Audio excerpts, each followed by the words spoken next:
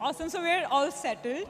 I think this is going to be a very fun discussion because, see, all of these people here, they're like super, like a giga brain or whatever we call them.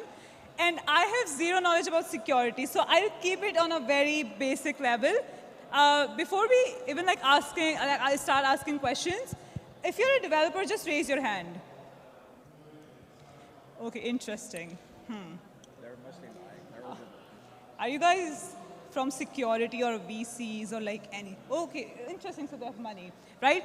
So people who have money, I think they have a lot to lose. And especially, I feel like I've seen security issues, all of the hacks, all of the exploits as a soft ground for all of the people who are like skeptical about this space because they see gains, right? They'll be like, okay, $12 million drained. So they're like, now I have to get into Web3 because there's money. So I feel like security hacks, I mean, that's sad. But then at the end of the day, it's onboarding a lot of new users into this space and try it out because there's money, right? So, I mean, okay, before we start talking about all of this stuff, let's do a quick round of introduction. I know you all know them, but starting with you. Sure. Hey, this one? Yeah, that's working. Andre Cronje, I one of the original co-founders of Phantom, eventually came with the board of directors there in Phantom Foundation, launched Yearn Finance, which is a yield aggregator on Ethereum and has launched on a few other chains. After that, Keeper Network, and now just full-time back to Phantom, focusing on the base layer stuff. I have been pretty fortunate, actually, in terms of my DeFi stuff. Hasn't been any major incidents, but yeah, I mean, it's a hard space. So anyway, over to my next. Yeah. Hey, everyone. My name's Torgin. I'm an auditor at Chain Security. Yeah, super interested in smart contract security, but also like DeFi and MEV base layer stuff. Also focusing on like multi-block MEV recently. Yeah. Hi everyone, my name is Omar. I'm co-founder and CEO of Decurity, security audit firm, and I've been doing security audits and pen tests pretty much all my life. Everyone, I'm Mudit Gupta. I'm CISO at Polygon. I take care of everything related to security there. Hello, my name is Toghrul. I'm a researcher at Scroll. I mostly do protocol research and complain about things on Twitter. Hi guys, my name is Igor. Working in crypto and DeFi space for a while. Started to order my first security audit back in 2017. I think worked with like around 20 companies, ordered smart contract audits, infrastructure audits, ZK snark audits, like compliance audits, all type of audits. So I'm kind of representing the side of kind of founder, which is very interested from the like getting as more secure as possible.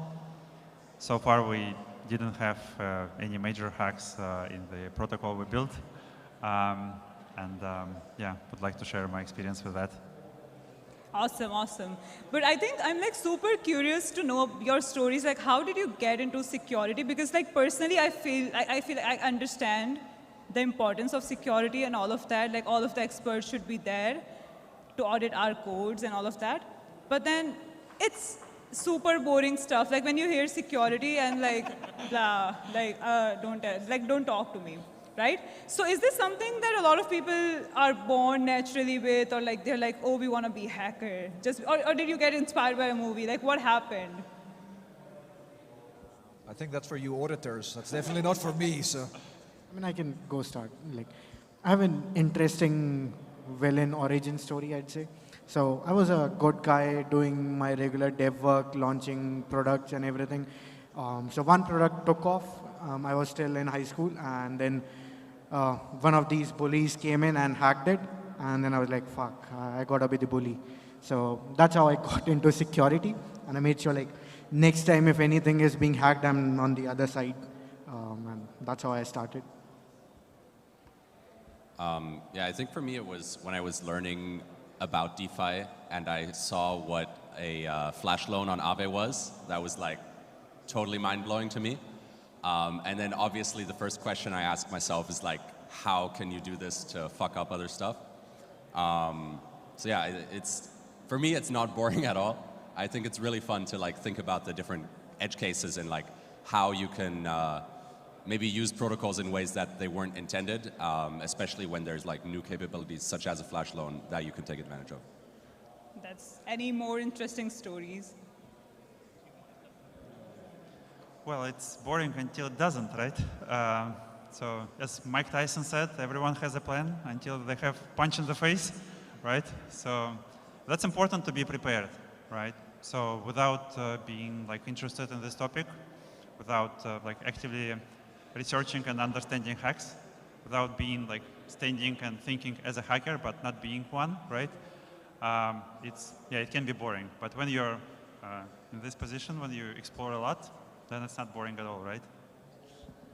Yeah, also, I might add that you told that you asked if you have to be born to it. I mean, yeah, like some people born with like, oh, we want to do, like, I want to be a hacker because it's cool.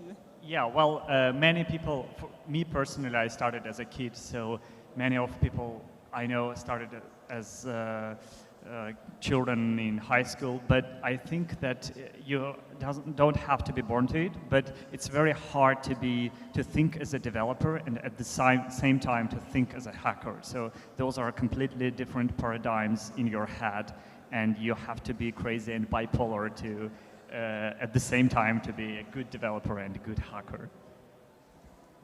For me, I view security from the protocol side. So you can design the best protocol ever with the best features ever, but if you don't fully secure it and there's a bug somewhere that drains all the funds, then everything that you've put, all the effort that you put into designing that thing is just wasted. So it's not boring from that perspective because it keeps you up at night thinking, oh, am I going to get hacked tomorrow or no? Interesting. I think you raise a really good point. You mentioned that like a developer could either be developing something or like pretend to be a hacker or like learn something kind of like in that zone, right? But I feel like, so there's a gap in the industry. Like a lot of, I've been meeting like a lot of companies who are doing smart contract auditing and all of that stuff. But what they're struggling with is the talent. They're saying that we don't have enough people doing all of these work, right? So as a developer, if I want to take proactive measures of like learning to like understanding like security and how it works, like what kind of exploit happens, like where do I start with? What are the right kind of resources? Doing panel works. So I went through this journey myself, and the fact is there aren't good resources. It's better now, I have to admit, than it was, and there's more tools now. But like even a lot of the automated tools. So you start, right? You know nothing about security, and you wrote some code, and now the first thing you start doing is you start Googling security frameworks or testing frameworks or apps and stuff, and maybe you come across like Mifex or Manticore or some of those stuff. Great tools, but if you don't know security, you don't understand what those tools are telling you in the first place. So you run it through your code and you get an output and you have no idea what the stuff means in any case, and then you have to go try and figure that stuff out. I think it's hard to get into, like unless you have to always, it's any skill set, like it's very hard to start, and then when you get the ball rolling it gets easier and you start thinking about it, but it's a very different way of thinking about how you even code. Like antagonistic coding, there's primary best case scenario, and that's great, but like that's not 99% of what you actually code against is security stuff. But I think it's hard for new devs right now, and I mean if you want, I don't know if it's still the case, I haven't done an audit in a while, but I mean 2 years ago when I was trying to get an audit, it's like, oh, okay, we have a spot for you in 13 months from now if you prepay 50% extra bonus now to secure your position. And it's like, okay, I guess I'll just sit around and wait for a year. So I don't know if the scene's different. I mean, you guys will know better than me currently, but I mean it was incredibly hard to be security conscious when the tools and the accessibility and the material isn't there. 100% agree. Like education content around security specifically is lacking. That is why like I started, even did some videos, did blog posts, did Twitter feeds, because I faced the same problems. Like when I started learning security, specifically the blockchain niche security, there's almost no content. It's as if like people are trying to hold on to their like advantage of being, or it used to be like just if someone knows security in this space, they just hold on to that information tight. Nobody else can compete with me. Now all of these audit companies and everyone is starting to share more around their techniques and more educational processes as the competition increases. But yeah, like 2 years ago, as Andre mentioned, if you are getting into security, it was super, super, super hard. And that's also why like it didn't scale as much. They weren't. Now there are a bunch of great auditing firms, but if you look at it 2-3 years ago, in the last bull cycle, 17-18 bull cycle, there was almost no reputable firm doing it. There was Trailobits, Open Zeppelin had just started, and there was like not many smart contract security auditing firms there. Now there are more. There is more content being accessible. It's still hard. We are trying to solve it. Like at Polygon, I can tell you, we have some internal resources now that we are polishing. So every dev that gets hired internally goes through that training. So they have at least baseline knowledge of security. We will be releasing that to the open source when it is polished enough to be presentable. And like I hope everyone else would contribute and whatever like trainings they are doing, or even if they are not doing, they can contribute to content we have. And hopefully we'll be able to build a better future where there is security content more accessibly available for those who want it. Interesting. I think also when we talk about being a founder, right? I think there's a kind of decision making that goes into choosing like which way to go for in terms of the trade-off, right? So there's security, scalability, decentralization. So what happens really, like this is my observation, like a lot of company is prioritizing, especially in Web3, a lot of companies prioritize on shipping fast. Like that has been the narrative, like ship fast, get feedback, iterate, and like ship again. But I think during this entire process, what we fail to understand is that we are not considering the security aspect. I mean, it's not necessary for all kind of dApps and all kind of protocol, but there are edge cases, there are use cases where security is mandatory, right? How did you approach? I know, like I've asked this question before, but I wanna, like, I would love for you to like give that. I'm waiting for that one line, you know, but yeah. Anyone else? I can go on that again, I guess. So there are mostly two types of people in this space. I'm the third type, but we'll come back to later. One is people who test in production. We have a bunch of them here. The other are who just say like are very theoretical, would publish 100 research papers, but won't launch smart contract support on their chain for 5 years. And just keep focusing on security. I think I know whom you're talking about. Yeah, but so yeah, the space is split between two.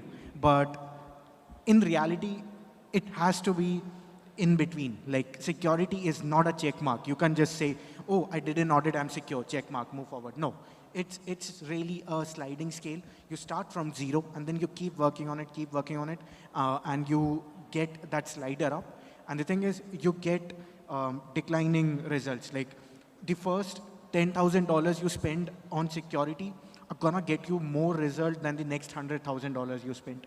So based on the size of your project, the risk you are taking, it's all about risk management. You have to like decide how much time and resources you can spend on security. It shouldn't be zero and it shouldn't be 90% of your time. It should be somewhere middle that has to come from your risk management. Interesting. What about other projects? Like you have been working with like a couple of other projects as well, like all of you. Like how do you see a lot, like what's the trend? Like do people prefer, or like decision makers or leadership teams prefer speed over decentralization or speed over security? Like what's the trend there? Speed. like, like without doubt. It's like, I mean, everything, everybody is trying to rush to launch as fast as possible to claim that they're first, even though at the end of the day, in a couple of years, nobody will remember who was first, who was second, etc. And I think that in a lot of cases, not enough thought is put into security. It's like, yeah, let's ship, and then let's put some multi-sig, something that can theoretically help us solve some bugs and like or like limit the fallback from certain exploits, but other than that, it's just like, yeah, it's just a race to who launches first and then figures out how to decentralize and secure the protocol later. Yeah, I think it's a very big security trade-off to have upgradable contracts, right? Like if your contracts are upgradable, then of course you can always iterate more and fix bugs and so on. But kind of the whole idea is that we're building like decentralized systems, and if you have one single multi-sig that can just rug everything, it's not great. And I think this is actually something that has become a topic more over the last couple months, and especially recently we saw a case where someone was actually forced to use their multi-sig rights that they had given themselves to upgrade a contract to steal funds from a hacker in this case, but like they could have stolen funds from anyone, right? And they were compelled by a court order to do that, like they didn't even want to do it from themselves, but because they had the power, they were forced to use that power, right? So in this case, the team didn't want to do it, but something else forced them to. You know, they could have also had their keys stolen or whatever. There's many ways that these multi-sigs can maybe act in ways that the team doesn't want, even if those people are honest. So yeah, I think it's a very big trade-off that should be considered a lot. And also, if possible, you should only make the parts upgradable that really need to be upgradable, right? Instead of just the whole thing, which is the easy way to go about it. But yeah, it comes with a lot of problems. Interesting. I really want to talk about exploits, right? That's an interesting topic. So, like we know, like the kind of exploit that has been happening, but I want to learn more about new kind of exploit. Hackers are getting smarter, right? You're, of course, like you're trying to build smarter systems, smarter architectures, smarter infrastructures, but then hackers are like, okay, we are in a competition. So what are some kind of new, are there any new trends emerging in terms of kind of exploit? You're like, okay, wow. Like, okay, this is, sometimes, I've noticed that a lot of big exploits are emerged from like a very little mistake, like very basic mistakes. So what are those mistakes and how you can make sure that you're double checking on that?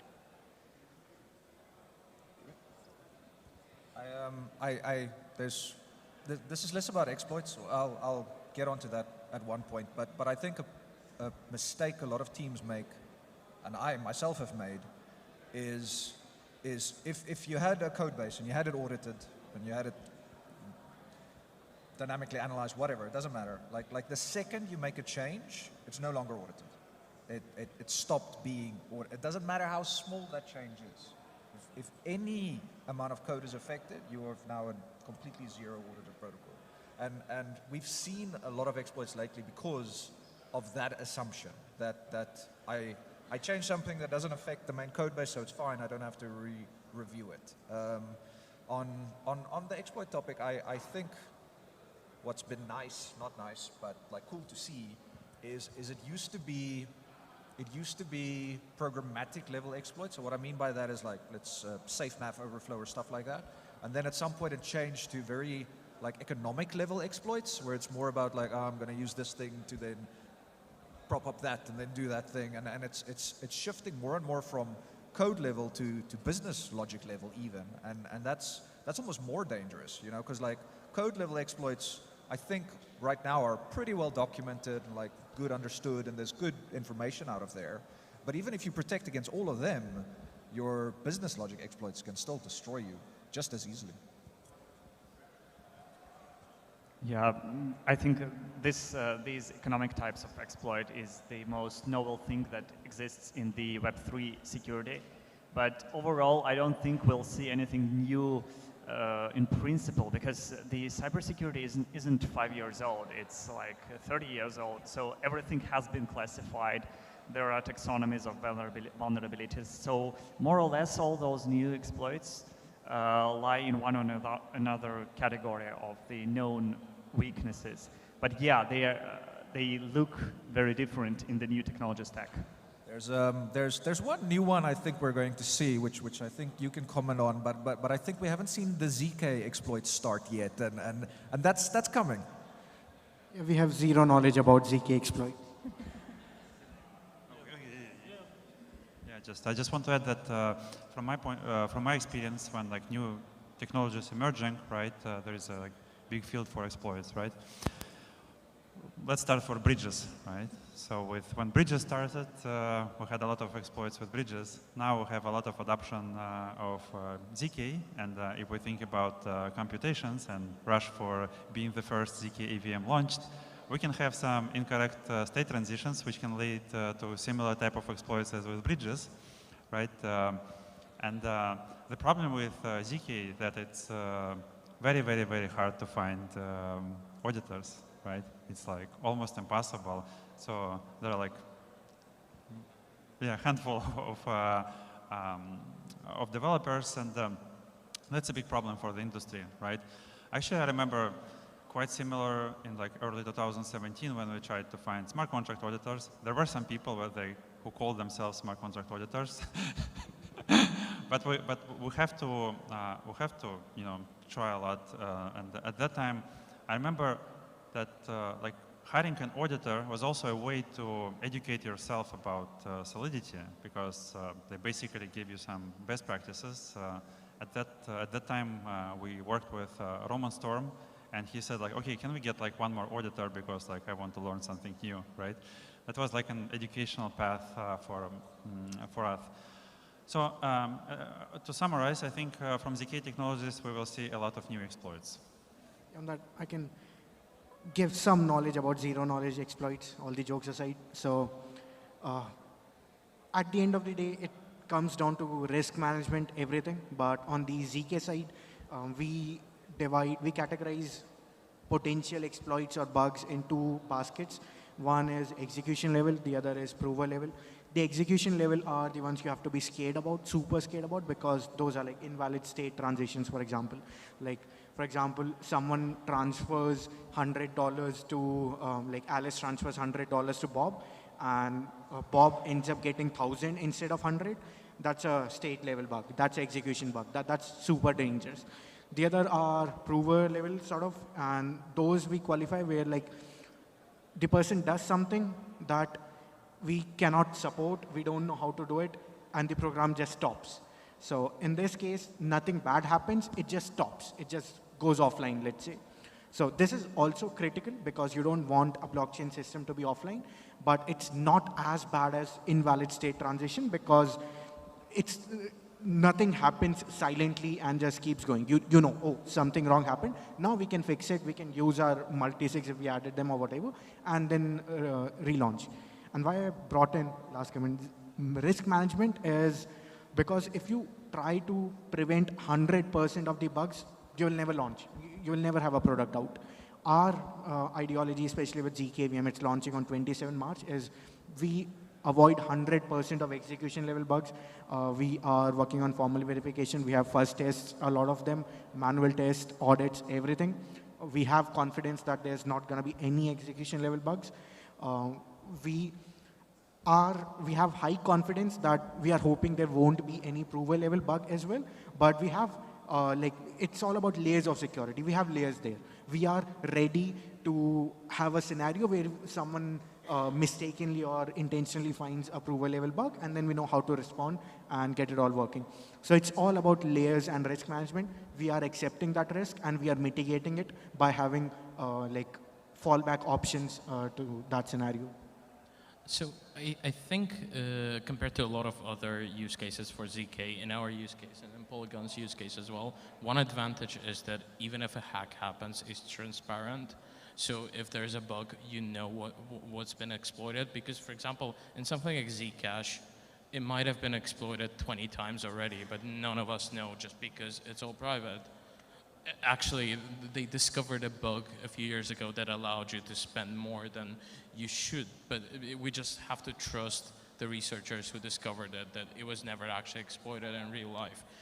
But on top of that, what we can do for zero knowledge rollup specifically is we can use a concept known as multi-provers, where you use different proof systems or even different types of proofs to basically double check whether the state transition happened correctly. So for example, there's a proposal by Justin Drake to use SGX as a backup for zero knowledge proofs. And then if both of them agree on the same state, then the contract proceeds.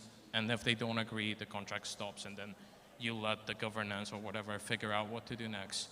And that way, the worst case scenario is the contract basically stops functioning for some time, which for the vast majority of the use cases is not as catastrophic as having like $1 billion being stolen from the protocol. Yeah, and also since we are talking about ZK, which is essentially associated with privacy, I want to understand what's the difference between security and privacy, and is there an overlap? I can get started. Yeah, so they are two completely separate things. The common factor is that a lot of security guys actually understand why privacy is important and vouch for it, but technically speaking, they are separate. Everyone should care about their privacy. Everyone should care about security as well. The overlap really, as I said, like people who work in security can understand how easy it is to expose someone's privacy. Some people think that they are anon and building in the space anonymously, so they are fine from everything. But if you actually do like InfoSec and you know how to dig information about people, you can very easily dox 99% of the anon people here in this industry. So privacy is super important. It is a right for everyone, but at the same time, it's a hot, controversial topic because it's always a fight between regulators and individuals. Individuals want privacy, regulators don't want privacy, but privacy is a fundamental right. Regulators can't override a fundamental right. So everyone keeps finding like one way or another to get to it. Like for example, the ban on Tornado Cash by the governments. Like they didn't say it's private, so we are banning it. They said, oh, you're laundering money with it, so we are banning it. They didn't like put someone in jail because they wrote some code and wrote mathematics. They are alleging that this person did money laundering, helped state nations to launder money, and that's why they are bad. So I'm not sure what's true, but the main point is that everyone, the government, who are like people, whoever is against privacy, they try to act as like they are stopping bad things. They are not actually against privacy, but it's a fight. We'll have to keep fighting and struggling. Well, I would like to add that privacy tools were used as an exit point for hackers, right? It was used a lot. If we can reduce the number of bad actors using privacy tools, then we can make privacy more acceptable for legit use cases, right? So that's what we're working on, for example. Yeah, makes sense. The counterpoint to that is that it's no different from traditional finance. If you just look at the news, like all of these big banks are processing trillions of dollars of laundered money every year, and they make $1 billion in profit from that and get fined $5 million. So they keep doing it anyway. So it's no different. Like KYC and AML have failed. There is a difference though, because the banking system, of course, is used for money laundering, but it doesn't have an intrinsic value that is specific to money laundering. But privacy tools do have. That's the wrong thing to say about that. That's where if you either you don't understand privacy there, or you're just focusing on one bit. People don't go ahead and shower naked like everywhere. Like privacy is important. Even if you are buying a gift for your friend, you want it to be private. You're buying some niche thing, you might want it to be. I don't want any one of these guys to know I own anything. Like nobody like. If you are good in OPSEC and you know security, you don't want. If you are in a dodgy area, you don't want anyone to know you have money on you at any time. Like, I don't want anyone ever to be knowing my net worth. I'm happy to pay my taxes, and I'm happy to share all of those regulated, like audited reports with whoever wants, but I don't want some random guy walking on the street judging me by the net worth I have or anything like that. I think when people say that, oh yeah, privacy, hackers, it's mostly used for money laundering, I look at it the same way you would look at email like 25 years ago. Email was mostly used by scammers, like Nigerian princes, etc., etc. It was just full of scammers 25, 30 years ago. But by educating the public and by making it more accessible to people, now emails are mostly used for things that are useful, actually, not just like receiving loads of spam from some weird websites that you never want to go to. And the same thing here, I think while a lot of new use cases are always first adopted by nefarious characters, as things get adopted by more and more people, those nefarious characters become like a minor percentage of the overall mass that uses a certain application. Also, one of the other things I wanted to understand is how big, and if there is any gap, between theoretical security versus practical security. If anyone wants to talk about that. Start on that. That's one thing I've been talking about forever, that there's a big difference between theoretical and practical security. People always vouch for theoretical security, but they forget about the practical stuff. Like everyone keeps telling people that not your keys, not your coin. Hey, you are a 75-year-old grandpa. Learn how to use your wallet. Like get your own wallet, set up your own wallet, hold your Bitcoin. No, they are not going to understand that. It's better for them to use a custodian. Their money would be safer on Coinbase rather than their wallet. Like, there are so many scenarios, things that can go wrong while managing your keys. If you don't know how to manage your keys, don't do it. It's worse to have managing your own keys if you don't know how to do it versus just putting it on a regulated custodian. Now, in that case, obviously, don't ape into a shady company run in Bahamas by some weird dude with curly hairs, but just trust the regulated stuff, trusted entities, and you'll be fine. In fact, like most of these days, if you notice as phishing hacks, most of them are people losing money from their MetaMask by phishing, like even famous people. I've heard of some, but not as many phishing attacks happening on people with wallets on Coinbase, for example. It just is easier to use, and obviously you get the theoretical security of using your own keys is higher than using a custodian, but in practical sense, if you don't know how to manage your keys, then your security is going to be higher with a custodian. Yeah, I think the UX is just not there for an average person to be using. So, for example, we know that the most secure way to interact with a blockchain is through a full node, but I don't expect my parents to be running an Ethereum full node and use MetaMask to connect to the local RPC and using that to interact with Ethereum. And while there is certain progress being made in terms of improving UX and letting people interact with protocols in a more trust-minimized way, I don't think we're anywhere near where theoretical security is actually applicable to an average person. So an average person is better off using Infura, for example, using a MetaMask connected to Infura than running their own full node. Interesting. And so what are some of the probably like lessons that you had to learn and unlearn from the traditional cyberspace in terms of security? Well, in this regard, I'd say that often people in Web3 look at Web2 as at the past, like it was before, but actually in many aspects it's in fact in the future, because Web3 is very immature and very early.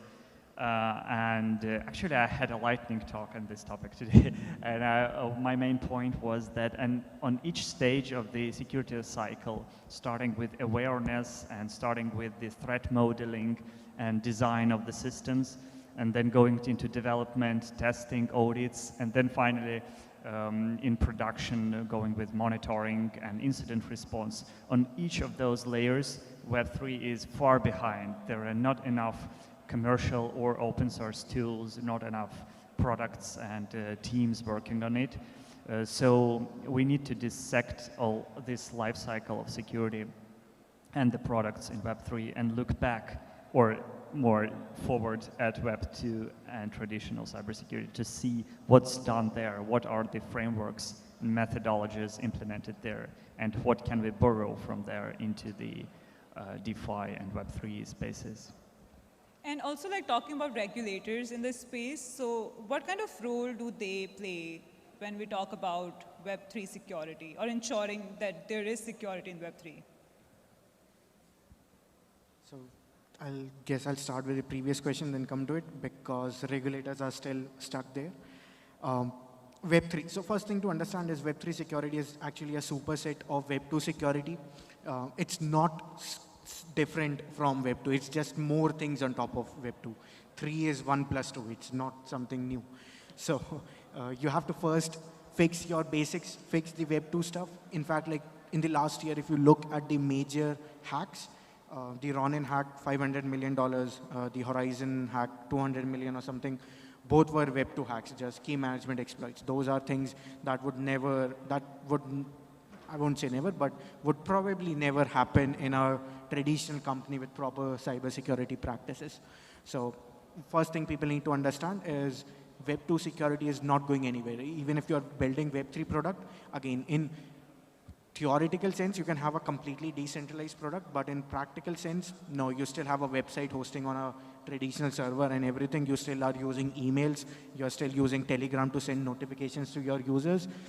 Just so you need to worry about your Web2 security. Once you have covered the Web2 security, then you can move on Web3 stuff and think about more specific things like smart contracts and things like that. But in this space, we see a lot of people these days are getting audits done, so they cover their smart contracts, but nothing else is secured. In fact, we have seen major protocols like Curve's website was compromised because they were using a shitty DNS provider and they just got taken over. Doesn't matter if your contracts are 100% secure, but if your users are using it through a compromised website, they're gonna be compromised. And Curve has like one of the best security policies in this like space. So not to put any shade on them, but just saying the state of the space isn't great from that aspect. Where the regulators come in is that actually they have started thinking about Web3 security. They are now talking to people in the space to understand what Web3 world needs. And we are trying to convince, and they are understanding that Web3 security actually means Web2 plus Web3. So in fact, in the traditional space, the regulators play a role in the sense that you need some compliance and audits to be a financial actor like a bank. So you need to maintain at least that level of security. That doesn't exist in DeFi. I don't think it should, but there can be at least, I think there is scope for SOC 2 or ISO 27001, for example, to be adopted more. That it's not mandatory, you can still do anything, but you can get these standardized audits or certifications that at least tell people, hey, you are serious about what you're doing, and these are in addition to the traditional audit report, not traditional, but smart contract audit reports that people get. I think the closest thing to the regulator in Web3 space currently is the market and the users. Many projects do audits only because they are forced to do them because that's the standard on the market. But there is no like single entity that enforces this rule and regulation. Yeah, and also like taking a glimpse into the future, what do you think? Like everyone's talking about ZK at this point, right? It's gonna go big and this and that. We see a lot of use cases, yes. But what are some of the other approaches, probably the other technologies that might play a crucial role or a very important role in coming years in terms of security? Probably some, because I've heard like automation is one thing that we have to work on. So where do you see that going? Look, I think the next big security gap is probably going to be in sharding and consensus sharding. I think that's going to be the next real difficult one to solve. There'll be niche, smaller things in between, but if I were to wager a guess, I'd say that's the next big security bucket that I'm not sure we even have enough security people in this industry to solve that one, but that's going to be a big one. I have a feeling, especially since the Oasis incident, the biggest vulnerability going forward are the multi-sigs. Because in a lot of cases, we hand wave it away. Oh yeah, we'll solve it with governance. But I haven't really seen a lot of tangible proposals on how to use governance effectively to tackle upgradability, etc. It's mostly, yeah, A16 votes for this, Paradigm votes for this, and then they just sort it out between themselves. So it's especially if your team is doxed and you have a multi-sig, it's much easier for like a powerful government to get to you and to force you to do something that the protocol shouldn't be allowed to do. And we don't really have a solution. There are some theoretical solutions to the problem, and yeah, removing multi-sigs is not a solution for a lot of different applications. You need some form of upgradability, so you just need to substitute it with something else. I'll just add. Again, I bring the practical versus theoretical security point of view here. So token voting sounds super nice, has super nice theoretical security limits, but the reality is, I don't know why I have Uniswap slides in front of me, but usually just 2 investors own enough token to vote in any direction, not even 4 by 8, just even one person, the key investor, the lead investor can come in token voting scenarios and do whatever they want. Plus, since they are an entity, for governments, it's actually easier to enforce an entity to do something versus an individual. So token voting doesn't solve this in practical sense. If you go to token voting and it's not a decentralized currency, completely decentralized, you still have 2 bag holders, the government will just tell those bag holders then to do it, and they will have to do it. So it's eventually, theoretically it's super nice, eventually we'll get there, but we are just not there right now. I think another big thing that we're going to start, or we've already started seeing, is bridges, right? Like, we're no longer just on one chain. Most people are like spread across all the chains. You bridge back and forth, and you know, in many cases, the bridge to the chain from Ethereum holds all of the value on it, right? Especially for the L2s. And so if you can either find a bug in the bridge or just compromise the trust assumptions of that bridge in some way, you know, in many cases it's a multi-sig, sometimes it's something a little bit better, but you know, you can steal literally everything that's on the chain. So I think that's a very big risk. I think on Cosmos, they're a little bit further on this, so they have some pretty nice bridges for their IBC, which are light client bridges. So they're basically, each chain runs a light client of the other chain in a smart contract, and then you can check that transactions actually happened without having to trust an outside entity about it. And those are very good as long as your consensus is secure. But there you get back to the token voting problem, where if the majority of stakers on the other chain are malicious, which, you know, maybe for smaller chains, the TVL of that token isn't very high, then these light client bridges don't work either. So yeah, I think there's solutions that are not perfect, but better than what we have, and hopefully we find even better ones. Yeah, I think that's an interesting point, because I think at this point, we have realized that developers as well as users want to interact with more than one chain, and bridges plays an important role. And we have to make sure that we minimize damage there, right? Otherwise, like, it would be of no use. Just one question before I wrap up. This is for all of you. What is this one advice you want to give to someone who's entering into the Web3 space for the first time as a user? What should they be careful about? If it sounds too good to be true, it probably is. Yeah, look, there be dragons here. Be careful of everything. Don't trust your wallet, don't trust RPC, don't trust the website you're interacting with, don't trust the contract, don't trust the node. Caution is always good.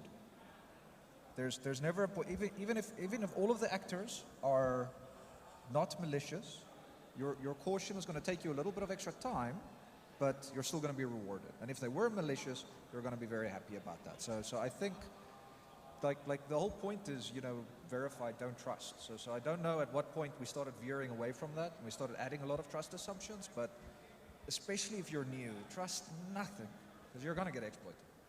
Especially don't trust people.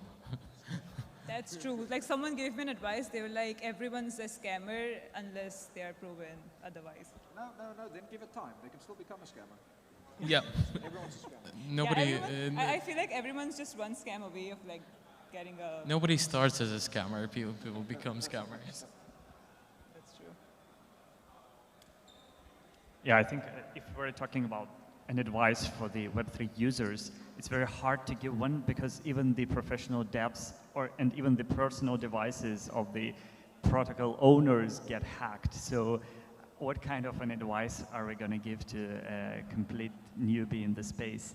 But I think maybe the main advice might be to educate themselves and to try to use the technologies they understand, at least they think they understand them. Probably like get ready. You're here for a ride. Yeah. I mean, the problem is you can't trust basically anything. Probably the thing you can trust most is hardware wallets. Now, this is a bit of a trade-off as well because of what Mudit said before. Like, if you're not comfortable and don't understand how to use your hardware wallet, it probably won't help you either.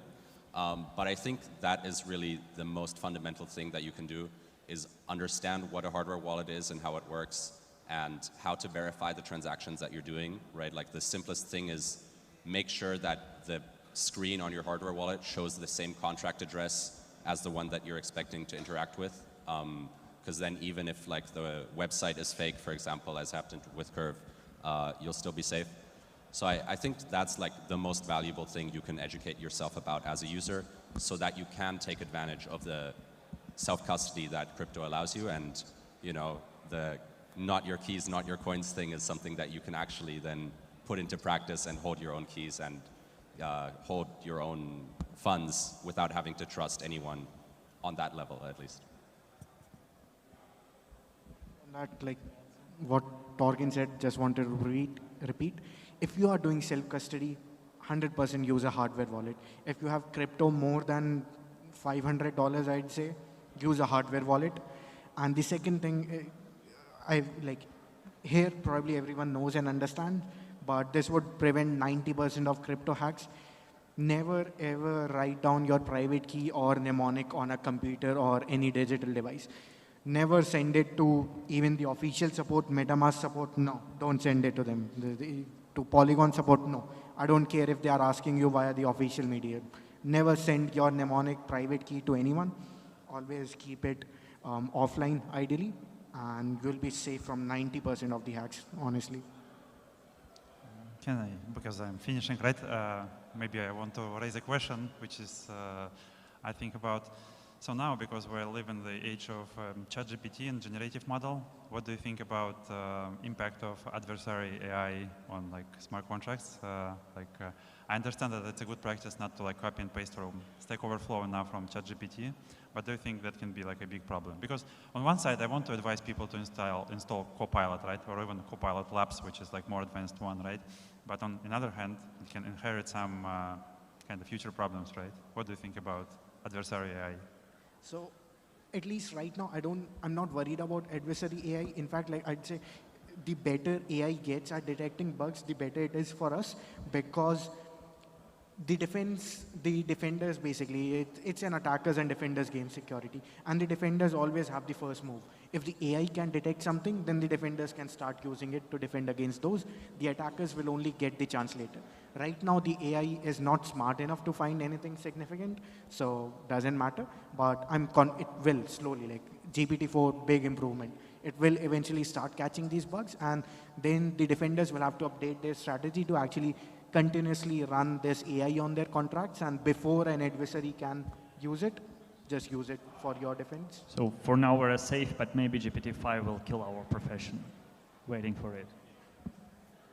I mean, probably not, but maybe. Probably not. It's us who are building it. Like, we won't build something that will kill us. We'll only build build it to be smart enough to replace the business people, not the tech. Don't worry. Awesome. I want to open up the stage for some of the questions from the audience if we have any. Yeah, can we? Oh, really? All the way in the back? All right. Here you go. Yeah, I have a technical question. Could you explain how read-only reentrancy attacks work? Because I never quite got those. Yeah, sure. So read-only reentrancy is actually a type of attack that we found at Chain Security in the beginning of last year in the Curve contracts. And so I'll assume that you understand what a normal reentrancy attack is, right? And usually the way that you save yourself against it is you put a reentrancy guard on your functions so that you can't re-enter into the same contract again. But until now, people usually didn't put reentrancy guards on their view functions, right? Because a view function can't change the state of your contract. So you would think that that means there can't be a problem with reentrancy in view functions. But if there's another contract that uses your contract as a price oracle, for example, which was the case here, so they looked at the price on Curve for stablecoin protocols. And so what happened was they re-entered into Curve, into the view function, and the view function was in an inconsistent state, so it saw an incorrect price. And then the lending or the stablecoin protocol based on that said that that collateral was worth way more than it was, and you could mint stablecoins against it. So essentially the problem is that even though the contract of Curve wasn't vulnerable to this because the view function protected it from state changes, other contracts that were dependent on it were affected. And so it's kind of a problem where you stack these DeFi Legos on top of each other, right? And even though one single one alone is secure, the other ones that depend on it might still have a problem. Any other questions? Yeah, right up here. I just want to point out that composability was definitely a mistake. We should never have done that. One idea that I feel like I've been seeing get a lot of traction recently is the idea of like using MEV to kind of prevent contract attacks, something like monitoring contracts if there's going to be a TVL drawdown, maybe trigger a circuit breaker or front running. I'm just kind of curious if you guys think that there's like any value, if the idea has any legs to it, or if it's just kind of another makes people feel better, but probably not super useful in practice. There's a constant race between the white hats and the black hats. So like, that'll work now, and then the black hats are just going to figure out a different way to get around it. So you know, it's this constant sort of tension race you have to keep doing. It will work now, but for example, they're already starting to code to predefine withdraw exits and stuff like that, and then you front running it doesn't actually matter because you still send it to the exploiter. So you know, it's a race to zero when it comes to this stuff.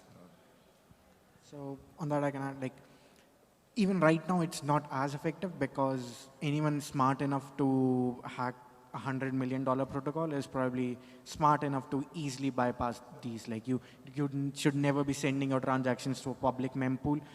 There are a bunch of things you can take care. They might work first time, second time the hacker would be smarter. One thing that can work at least for a while, which is controversial, nobody is doing it, but can research, is it's sort of MEV, but forced reorgs. Like on Ethereum, for example, Flashbots has a majority stake. Like majority of people are running Flashbots on their nodes, so Flashbot can organize this. That is like if you see a hack happening, which is $200 million hypothetical scenario, for example, then you can just do a forceful reorg of the last 10 blocks, let's say. So whatever the hacker did, even like one block would be enough if it's a one transaction hack. Just do a forceful reorg and compensate the person who loses the block reward with some ETH, like give them double the block reward or 10 times the block reward. It's still like now the block reward is 0.2 ETH or something. So give them 10 ETH and you save $200 million by replacing that transaction by your own or something like that. So it is potentially unethical because it can also be done for good transactions, but it is one direction people can explore as like a fallback medium. Yeah, I think that like kind of puts the credible neutrality of the chain into question, right? Like there will be someone who can decide like what kind of things are allowed to be reorged and what are not, and so on. So to me, that seems like a big trade-off. Yeah, that's why I said not at the protocol level, but at a layer above, like Flashbots can do it. If Coinbase is running majority nodes on Ethereum, they can do it. Like I think even already Coinbase and Lido have more than 33% stake combined, which means they can do essentially can do whatever they want on Ethereum. So if you have that control already, I'm not saying they should do it, but it's something they might be forced to do. And it's something that is a good research topic, at least in my mind. So my question is, since audit is in business, right? So how would you prioritize security when your business is suffering? And what are the different layers that you would opt for, considering we have different layers of security? Yeah, so as I said, it's all about risk management. If you have no money to spend on audits, then your risk management matrix should tell you that, hey, this is your last leg, you have to take the risk, you have to just forget security and launch. So yeah, it's always about risk management. It's not ideal for the users maybe, but from a business or perspective, you have to manage your risk. Let's do one last question. Okay, let's do the Yeah, last question. Mudit said that first $10,000 for security will bring you more than this, like the 100 after that. So if your budget was like $10,000 for security, what would you do? Okay, so maybe I should have said higher numbers, but for $10,000, I would go to a new upcoming auditor in this space, not someone like Torgin, who's already super famous, charges hundreds, thousands maybe, but someone who is new and is eager to make it in this space and ask them to audit it. I think you can find good auditors who haven't made it yet for 10K to do a small audit. That's confidential. That's IP, like that's the secret sauce. Yeah, thank you. So I have a question regarding security as well. So a few days ago, Chainlink announced and released the serverless function back in Denver. So now we will see more Web3 protocols and tools that will be able to fetch data from any off-chain API. So how this will affect security, that we are adding a new layer that is API security?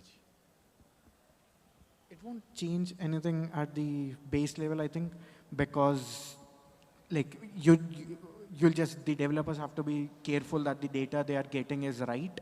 But from a security point of view, it's irrelevant. Like it's same as getting price feed from external sources or getting some other data. From a security point of view, you have to make sure the same things apply. Your price feed is reliable. You may ideally have a fallback. You ideally compare it with a decentralized price feed and all of those things. Awesome. I guess if you have any more questions, you can ping them on their social channels or probably drop by their Discord channels. But thanks for joining in. It was fun doing a panel on security. I still find it boring, but I'll try to learn a lot of stuff because it's important. But anyway, thank you, everyone.